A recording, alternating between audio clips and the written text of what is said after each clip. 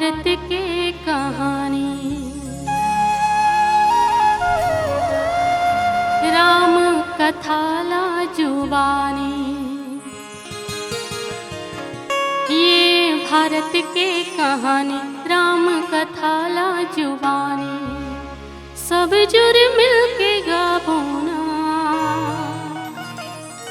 सब जुर मिल के गाबोना, सब जुर मिल के गाबोना, सब जुर मिल के गाबोना। ये भारत के कहानी, राम कथाला जुबानी। ये भारत के कहानी, राम कथाला जुबानी, सब जुर मिल के गाबोना, सब जुर मिल के गाबोना, सब जुर मिल के गाबोना, सब जुर मिल के गाबोना।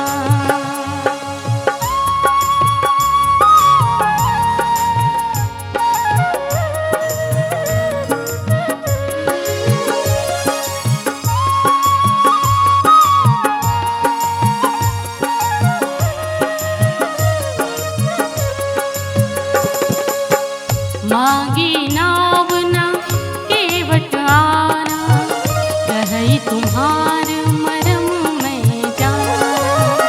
चरण कमल रज कह सब कहीं, मानुष करे निठूरी कछुअहि।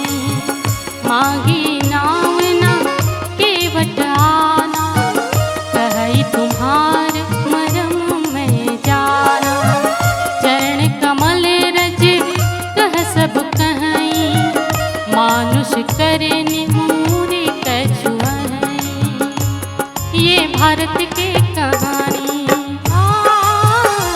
राम कथाला जुबानी। ओ ये भारत के कहानी, राम कथाला जुबानी, सब जुर मिल के गाबोना, सब जुर मिल के गाबोना, सब जुर मिल के गाबोना,